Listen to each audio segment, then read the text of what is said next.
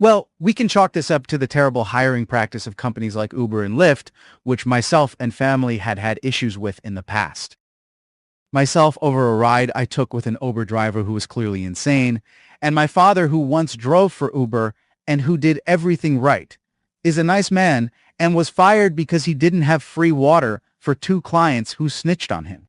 This caused my father to lose that gig. But as it turns out now, there is word that a giant in biotech, an actual CEO, claims he was punched by an illegal immigrant Uber driver in Charleston, SC. Now, I know what you're asking. How can they hire illegals? Well, how do you think they get jobs and buy cars? Who do you think have been using the social security numbers which just got removed from the IRS of people who was of aged of 150-year-old and in some cases 200 and 300 years old? Now, this is before there was Social Security or IRS. So how is it possible that there are checks being sent out and numbers active getting money on numbers who belong to humans of 150 to 300 years of age? How did nobody on the left for the last 3 decades not stumble onto this waste and stop it, since they have had the majority of power since Clinton, really? Now, I know we had 8 years of George W. Bush, but folks, he was in the same class with the Clintons, Obamas, Biden, and all the corrupt liberals. The Republicans who are rhinos like the Bush, Cheney families are those who are the bridge to sell a mirrored lie that a change in party had happened, when in reality, it's all the same owners running the shows. This is why Trump is so hated, because he didn't belong to their club. And he's a true American patriot, and he actually stands for what he believes, and he believes in capitalism, the Constitution, the rule of law. And yes, the agenda is real. Make America Great Again is not just a saying. It's about moving back off the plantation by the left and their minion rhinos who help support and move in line with them. This is why Liz Cheney went so hard after Trump herself being a Republican, and why you see the Bush family and other Republicans who don't like Trump. These are rhinos, Republicans in name only. The CEO named here, Brian Coble, and yes, he is suing after allegedly being assaulted again by an illegal immigrant Uber driver. The case was filed via the law offices of Kenneth Berger. The lawsuit filed Monday in Charleston County alleges TC Biopharm CEO Brian Coble, 45, suffered a concussion in April after Uber driver and illegal Russian national Ulyodzev Vadim Nikolaevich, 42, attacked him in a King Street restaurant parking lot. Nikolaevich was arrested and released on a $10,000 bond for second-degree assault and battery, according to Charleston County Sheriff's Office records.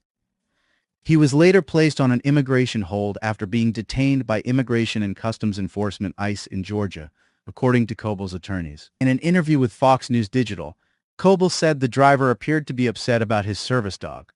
When Nikolaevich refused to allow the pet, Coble asked to cancel the ride.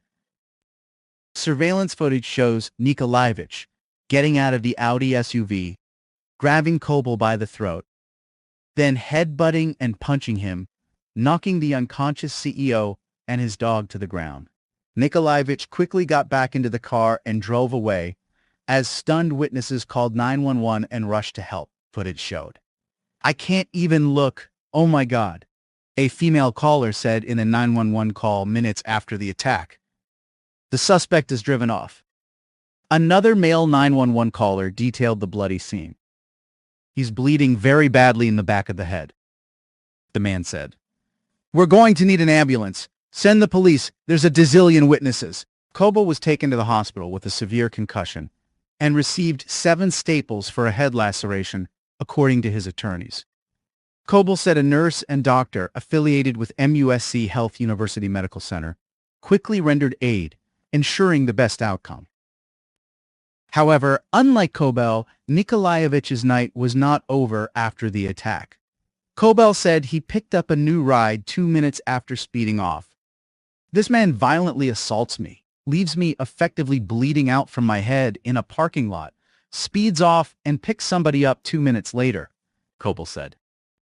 "When I left the hospital, my account had been suspended, and within 48 hours, it had been deactivated. Despite me sharing hospital records, police records, the detective's name and phone number, and images of the assault, Uber chose to effectively victim blame me and vilify me.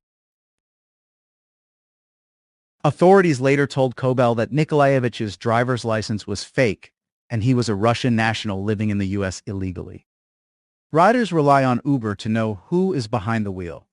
Kenneth Berger, Kobel's attorney, wrote in a statement to Fox News Digital, "We're seeking answers and accountability for how an undocumented individual using a fraudulent ID was able to access Uber's platform, assault a passenger, and flee. Publicly traded companies that profit from public trust must have screaming and real-time identity systems that actually protect people." The suit alleges that, as a direct result of Nikolaevich's conduct while working for Uber and Razor, Kobel suffered serious injuries and losses, including lost enjoyment of life, physical pain and suffering, mental anguish, and medical expenses. "It was about 60 days before I could really have some semblance of a normal life," Kobel said. "I had to bring our employees into a Zoom call and inform them of what had happened. I couldn't look at screens. I couldn't really focus my eyes. I had a complete loss of vocabulary. You wonder, will I ever be whole again? Am I ever going to be the person I was? It's made me more jaded, for sure." Furthermore, attorneys claim the rideshare giant is negligent in screening, hiring, and monitoring drivers, leading to safety risks for its riders. "Uber let a wolf into the henhouse," Kobel said. "They allowed a man who is in a country illegally, a Russian national with a fake license, go through their background check and snake his way in, and then have what was nothing more than a violent outburst for no reason." DHS and ICE did not immediately respond to inquiries from Fox News Digital. The Charleston Police Department declined Fox News Digital's request for comment, citing pending litigation. The Charleston County Sheriff's Office did not immediately respond to Fox News Digital's request for comment. Here we will keep you informed if we get further updates on this report. Once again, this is AI, pure, solid news.